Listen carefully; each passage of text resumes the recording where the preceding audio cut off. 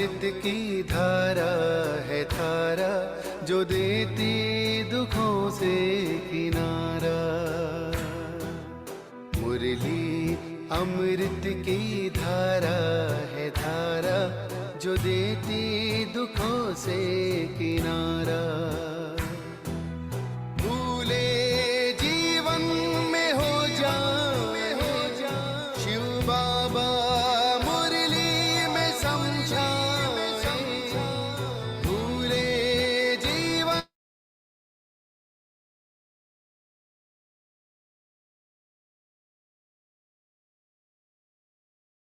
तुम्हें देवता बनना है प्यारा, देखो गलती न करना दोबारा। ओ मुरली अमृत की धारा है धारा, जो देती दुखों से किनारा।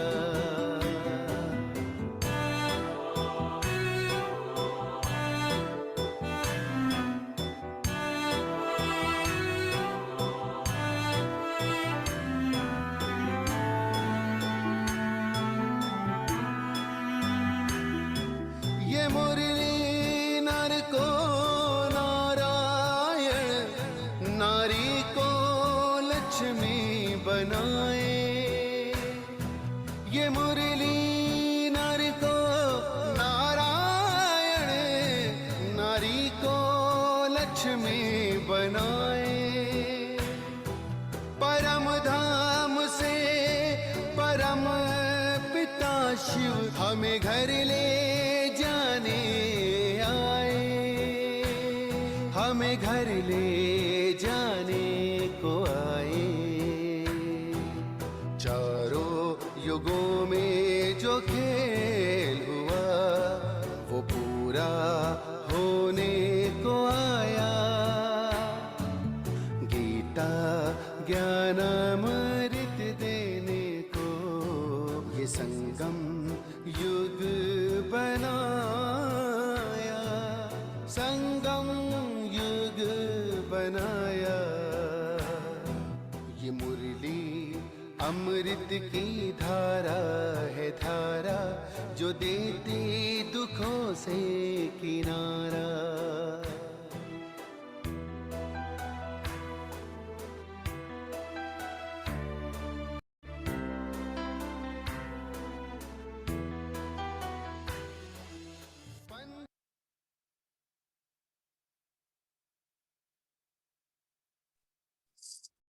ओम शांति।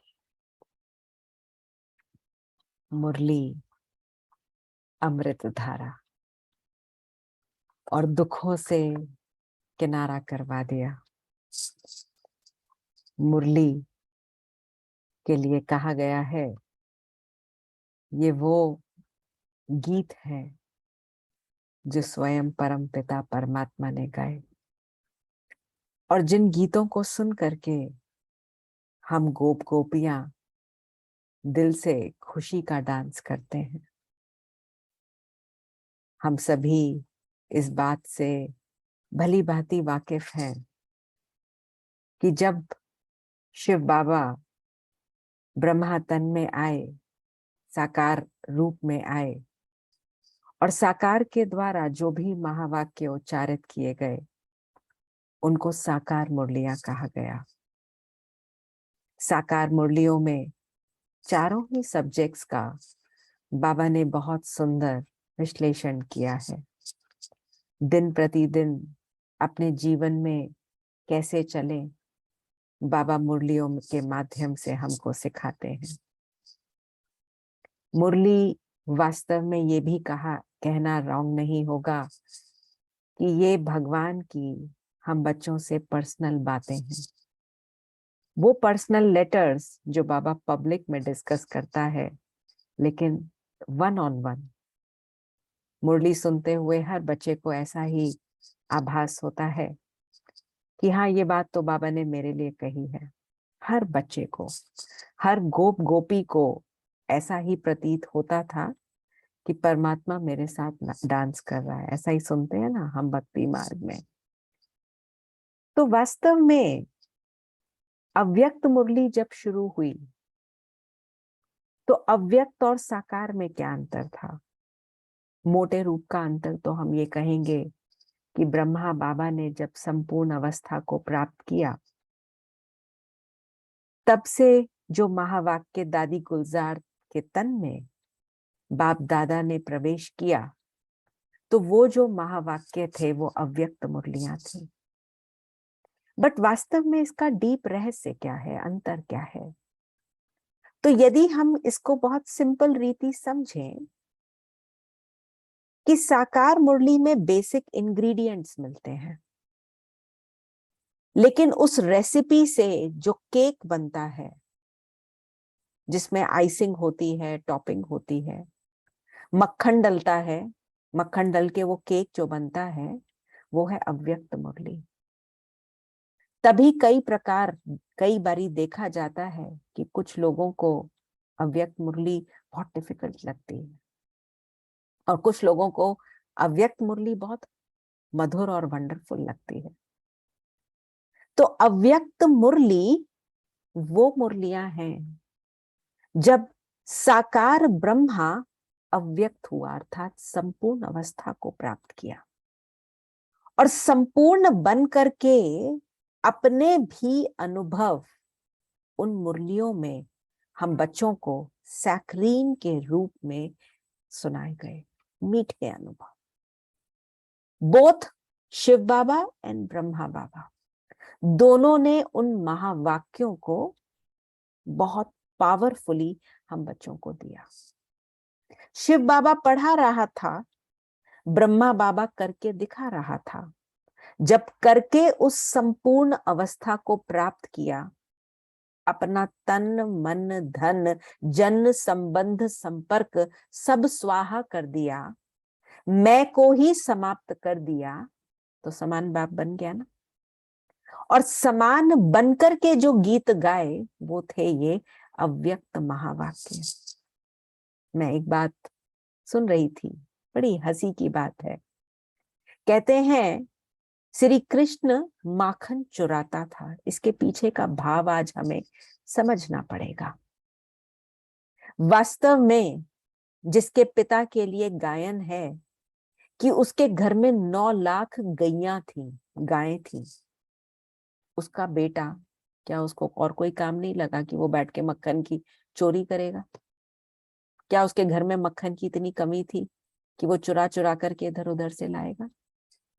इस चोरी शब्द को भी आज हम समझ लें। कहते हैं ना, अरे तुमने इतना बड़ा मकान बना लिया, चोरी चोरी सब कर लिया। तुम गाड़ी ले आए, चोरी चोरी ले आए। अब कोई चोरी करके थोड़ी गाड़ी लेकर आया है। बस वास्तव में इसका अर्थ क्या है? चुपके चुपके चुपचाप में कर लिया। तो ये चुपचाप में जो संपन्न बन गया, वो कौन बना था? ब्रह्मा। सब काम काज करते हुए, लेकिन चुपचाप में चोरी चोरी इस ज्ञान का मंथन करते हुए, मक्खन निकालते हुए क्या बन गया? कृष्ण बन गया।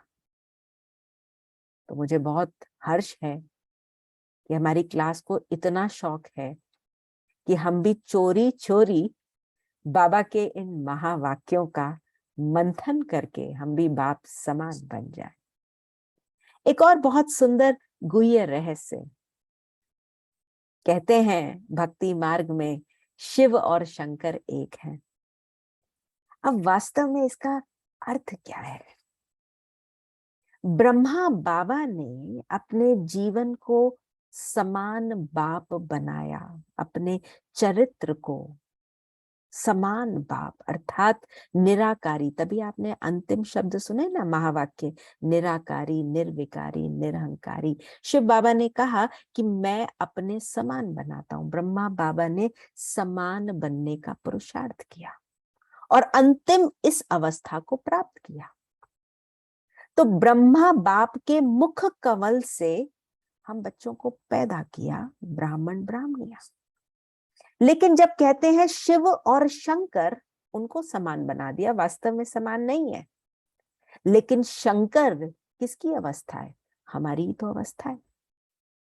जब हम योग में रह करके इतनी हमारे अंदर पावर आ गई कि सबका नाश कर दिया, बुराई हमारे सामने टिकी नहीं, तब कहते हैं हम समान बाप बन गए। और फिर शंकर की जटाओं से गंगा दिखाई, और वो दिखा दी पानी की गंगा। वास्तव में जब ये ज्ञान हमारे स्वरूप में आ जाता है, हमारी बुद्धि में जाकर के घर कर जाता है, तो क्या होगा? ज्ञान गंगा प्रस्फुटित होती है।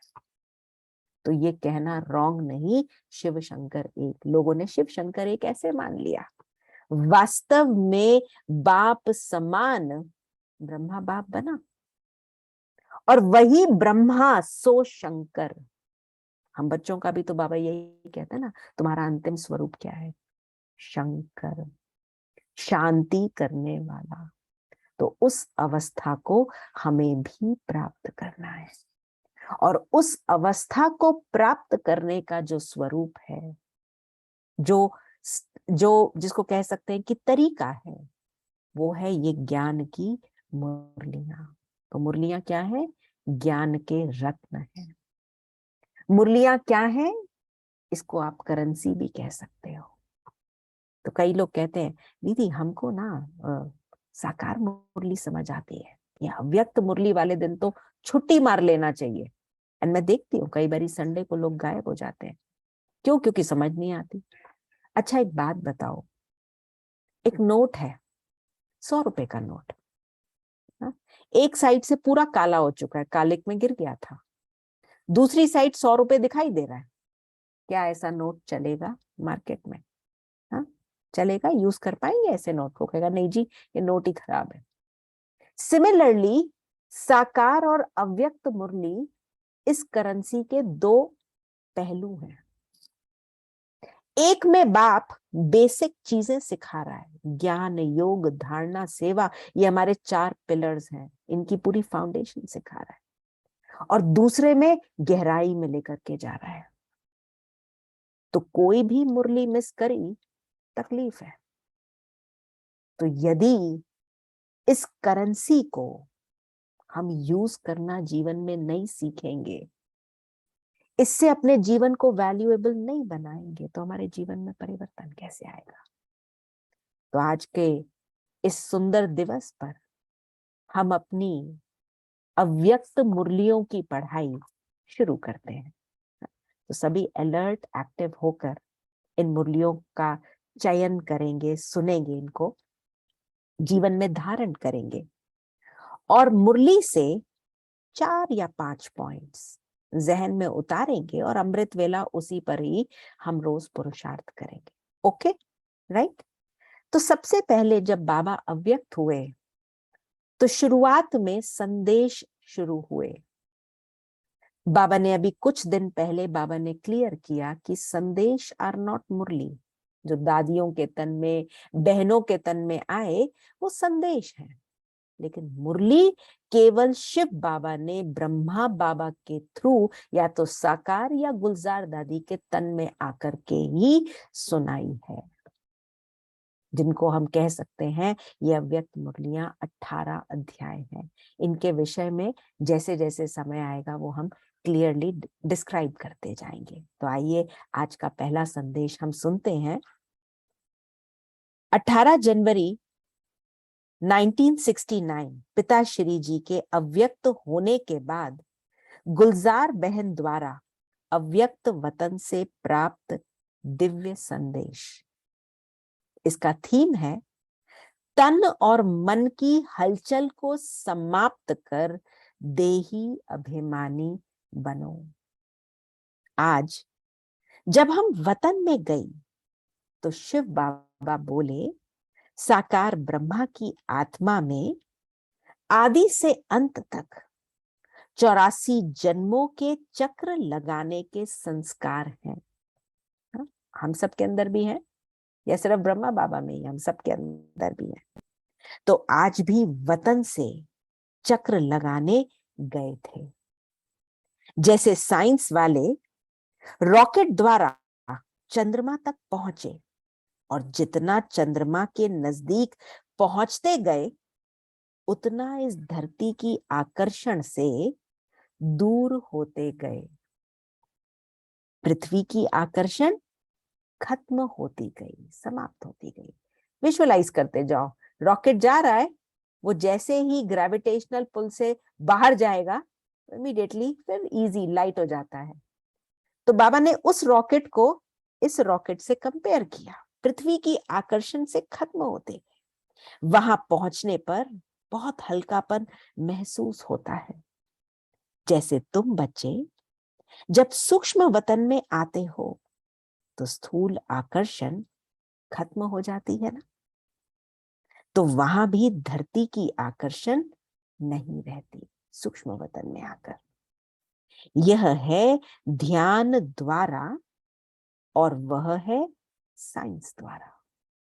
वो कोई साधन के द्वारा है, साइंस के द्वारा, और बाबा कहता है ये क्या है, ये है ध्यान द्वारा। और भी एक अंतर बाप दादा सुना रहे थे कि वह लोग जब रॉकेट में चलते हैं तो लौटने का कनेक्शन नीचे वालों से होता है, नीचे वाले उनको खींचते रहते हैं, डायरेक्शंस देते रहते हैं। लेकिन यहां तो जब चाहे जैसे चाहे अपने हाथ में है। दो रॉकेट्स, एक है स्थूल का रॉकेट और दूसरा क्या है। हाँ? अब देखो वो स्थूल का रॉकेट भी कैसे चल रहा है, विजुअलाइज करो। आग लगी है, नीचे वो आग छोड़ता जा रहा है और इमीडिएटली हल्का होकर के फिर जा रहा है। यहाँ पे भी विकारों को आग लग रही है और हम हल्की होती जा रही है आत्मा और उड़ती चली जा रही है। यहाँ पर कनेक्शन नीचे वालों से है, हमारा कनेक्शन ऊपर वाले से है। ये मुश्किल से, इसके लिए बड़ी एफर्ट करनी पड़ती है, बड़ा खर्चा करना पड़ता है। बाबा कहते हैं यहाँ पर बिना खर्चा कौड़ी, तुम 2 मिनट में मेरे पास जितना मर्जी आ सकते हो। लेकिन यहाँ तो जब चाहे जैसे चाहे अपने हाथ में है। इसके बाद बाबा ने एक दृश्य दिखाया। लाइट की बहुत ऊंची पहाड़ी थी, उस पहाड़ी के नीचे शक्ति सेना और पांडव दल था। ऊपर में बाप दादा खड़े थे। अब विजुअलाइज करो, एक लाइट की पहाड़ी है, शक्ति सेना और बाप दादा पांडव दल खड़ा हुआ है और ऊपर में बाप दादा खड़े हैं। इसके बाद बहुत भीड़ हो गई। हम सभी वहां खड़े ऐसे लग रहे थे जैसे साकारी नहीं लेकिन मंदिर के साक्षात्कार मूर्त खड़े हैं। एक एक अपने आप को विजुअलाइज करो। सभी ऊपर देखने की कोशिश कर रहे थे लेकिन ऊपर देख नहीं सके, जैसे सभी बहुत तरस रहे थे। फिर थोड़ी देर में एक आकाशवाणी की तरह आवाज आई कि शक्तियों और पांडवों द्वारा ही कल्याण होना है।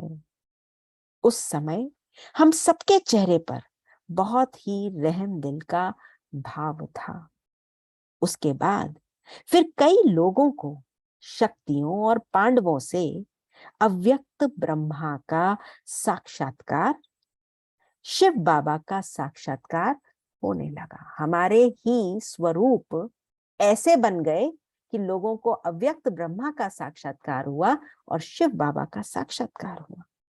फिर तो वह सीन देखने की थी। कोई हंस रहा था और कोई पकड़ने की कोशिश कर रहा था। कोई प्रेम की आंसू बहा रहा था, लेकिन सारी शक्तियां आग के गोले समान तेजस्वी स्वरूप में स्थित थी। इस पर बाबा ने सुनाया, क्या सुनाया, कि अंत समय में तुम्हारा यह व्यक्त शरीर भी बिल्कुल स्थिर हो जाएगा। ये जो फिजिकल कॉस्ट्यूम है, बाबा कहता है ये बिल्कुल स्थिर हो जाएगा। अभी तो पुराना हिसाब किताब होने के कारण शरीर अपनी तरफ खींचता है, कभी अपने दर्द खींचते हैं, कभी दूसरों की तकलीफें हमें खींचती हैं, हम रोने लग जाते हैं। बाबा कहता है अभी तो ये खींचता है, लेकिन अंत में बिल्कुल स्थिर तथा शांत हो जाएगा। कोई भी हलचल न मन में न तन में रहेगी। अंतिम स्थिति का बाबा ने पूरा उल्लेख कर दिया है। ना कोई हलचल मन में रहेगी और अगर मन में नहीं है तो तन में तो हो ही नहीं सकती। जिसको ही बाबा कहते हैं देही अभिमानी स्थिति। नोट करो भाई डेफिनेशन। देही अभिमानी स्थिति क्या है? न मन में हलचल है और न तन में कोई हलचल है। दृश्य समाप्त होने के बाद बाबा ने कहा सभी बच्चों को कहना कि अभी देही अभिमानी बनने का पुरुषार्थ करो। जितना सर्विस पर ध्यान है उतना ही इस मुख्य बात पर भी ध्यान रहे कि देही अभिमानी बनना है। सुना सबने? ये है हमारा पहला संदेश। अब इस पहले संदेश से हमने क्या क्या पॉइंट्स निकाले? 4-5 पॉइंट्स कोई बताएगा या मैं रिवाइज कराती हूँ? तो बाबा ने पहली बात हमें रॉकेट की कही। लिख लो शब्द संदेश 1, पहला पॉइंट रॉकेट। दूसरा पॉइंट बाबा ने हमको पहाड़ी पर लेकर के गए, राइट? और पहाड़ी पर हमने क्या देखा कि हमारी स्थिति और हमारे ऊपर बाप दादा खड़े हैं, ठीक है? और हमारी स्थिति क्या थी? रहम की स्थिति। और नीचे खड़ी हुई आत्माएं, कोई रो रहा है, कोई खुशी में खुश है। जिसने अपना पुरुषार्थ किया होगा वो खुश होगा, जिसने नहीं पुरुषार्थ किया तो वो दुखी है। फिर बाबा ने कहा शक्तियों और पांडवों द्वारा ही कल्याण होना है। दैट मीन्स साक्षात्कार अल्टीमेटली कौन कराएगा? हमारी संपूर्ण स्थिति। और कौन से 2 साक्षात्कार होंगे? या तो लोगों को संपूर्ण ब्रह्मा का होगा या फिर शिव बाबा का साक्षात्कार हम बच्चों से होगा। अर्थात बाबा ने कहा आगे के गोले के गोले के आग के गोले के सामने हम समान जैसे शक्तियां उस गोले में स्थिर हो जाएंगी। और फिर लास्ट में बाबा ने देही अभिमानी स्थिति को, देही अभिमानी अवस्था को डिफाइन किया, जिसमें बाबा ने कहा कि हर प्रकार की हलचल समाप्त, ना मन की हलचल और ना तन की हलचल। ये है हमारा पहला संदेश, राइट? अब इसी स्थिति में स्थित होकर हम 10 मिनट पावरफुल मेडिटेशन करेंगे। और कल अमृत वेला भी खास इसी स्थिति में हम सब रमन करेंगे। तो जितने अभी दिख रहे हैं उतने ही कल मॉर्निंग में भी होंगे, राइट? सभी होंगे? हाथ हाथ हिला करके बताओ भाई। हाँ, तानिया बहन, हम जो नए वाले भाई बहन हैं उनके लिए एक नया वो लिंक शेयर कर देंगे। जी। आइए सभी 2 मिनट के लिए इस देह से उपराम चलते हैं अपने मीठे वतन की ओर।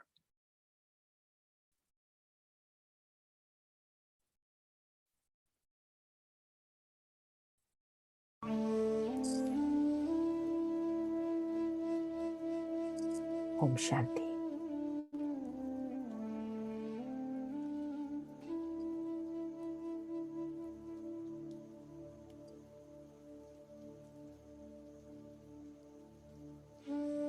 तन को भी बहुत प्यार से बिठा दो।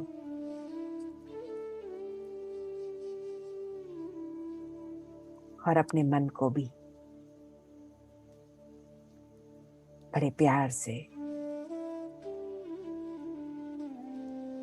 सब तरफ से उपराम स्वस्वरूप में स्थित हो जाओ।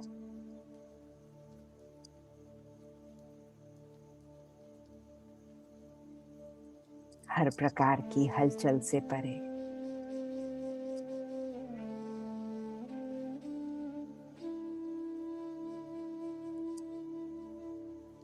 मैं कौन? इस देह में विराजमान आत्मा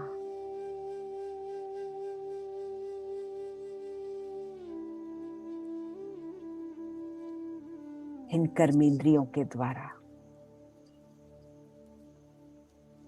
विभिन्न पार्ट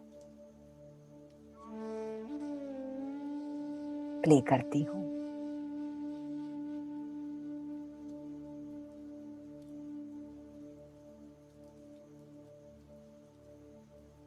दिन बीता, अब समय है विश्राम का।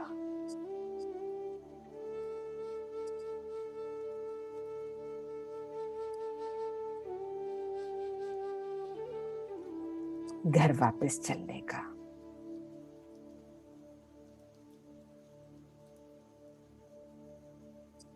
बाप दादा दूर खड़े इशारा कर रहे हैं,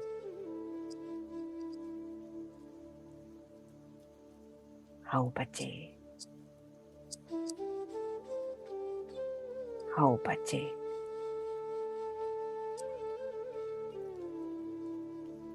माता पिता की गोदी में समा जाओ।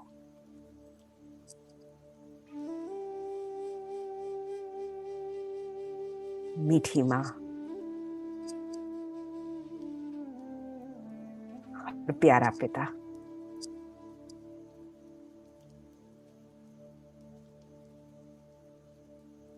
बाहें पसारा,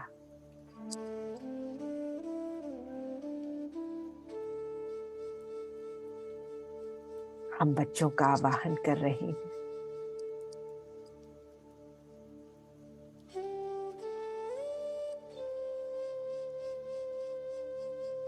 सेकंड में मैं आत्मा रॉकेट के समान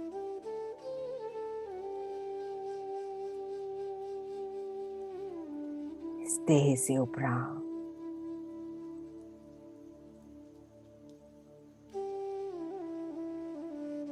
उड़ चली अपने घर।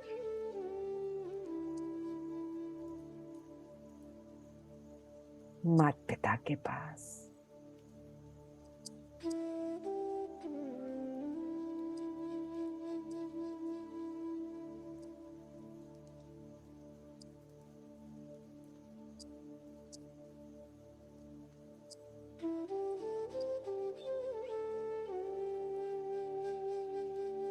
माता पिता के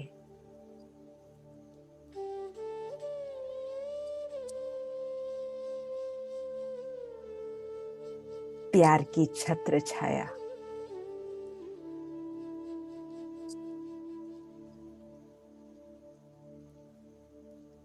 शक्तियों रूपी किरणें बन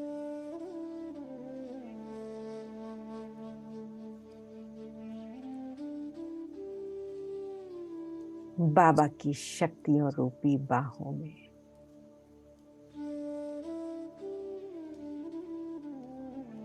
मैं आत्मा समाती जा रही हूं।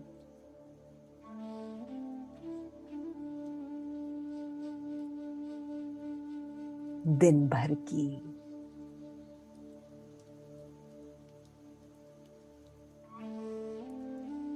कोई भी बात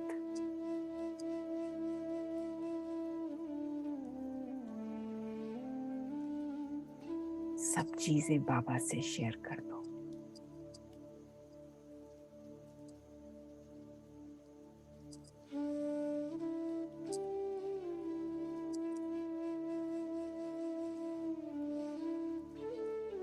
और बाबा का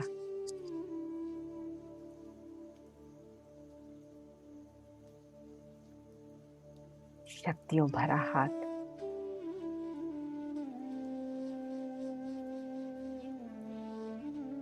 अपने सिर पर अनुभव करो।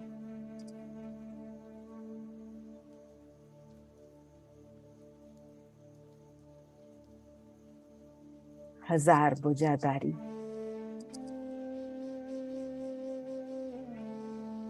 सर्वशक्तिवान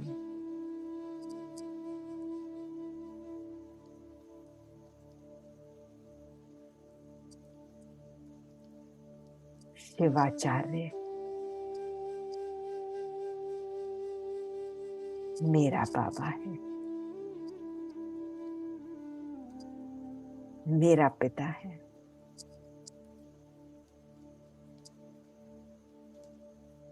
मेरे तो कहने ही क्या है।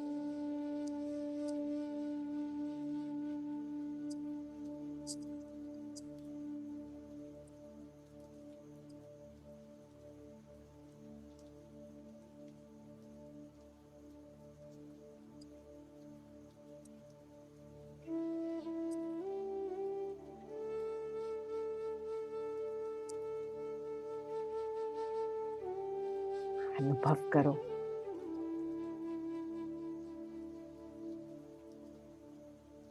बाबा की शक्ति मेरी अंतरात्मा को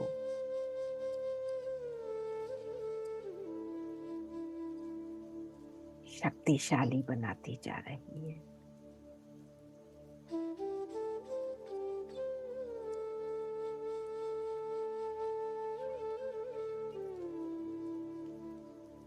पुरानी देह, पुरानी दुनिया,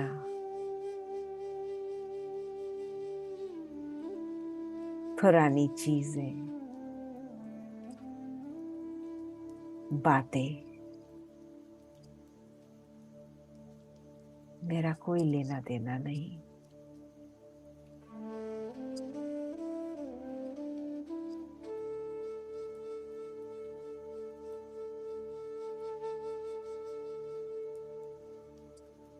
मैं मास्टर सर्वशक्तिवान आत्मा हूं।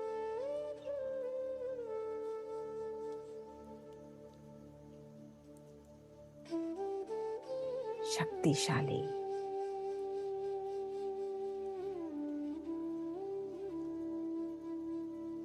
पवित्र,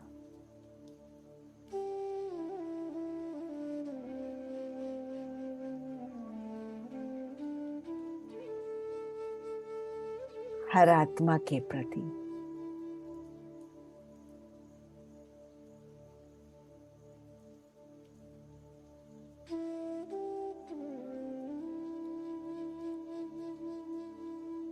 मेरे हृदय में रहम और प्यार की भावना है।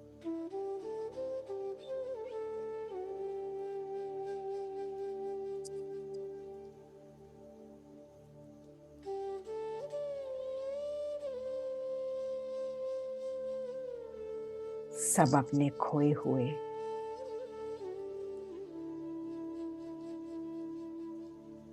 माता पिता से मिल जाए।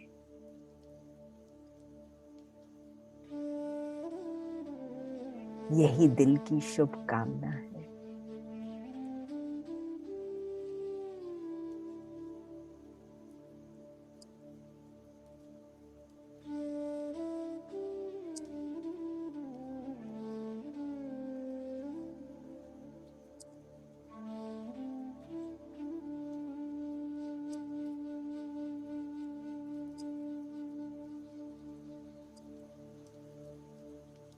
वाह बाबा,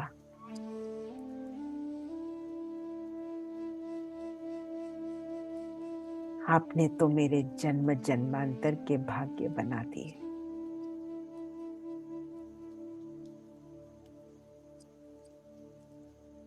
21 जन्मों के लिए माला माल कर दिया।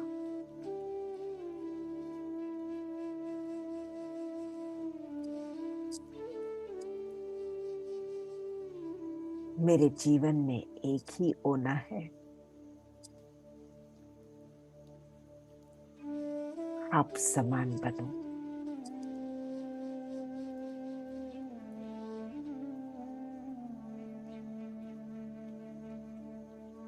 अनुभव करो माता पिता का प्यार भरा हाथ।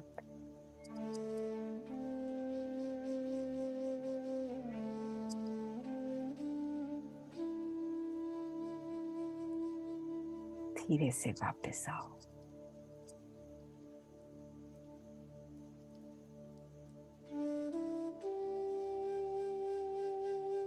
Good night.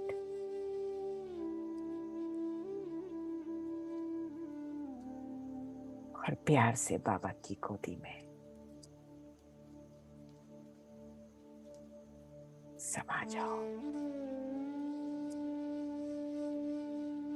ओम शांति। शांति। Good night.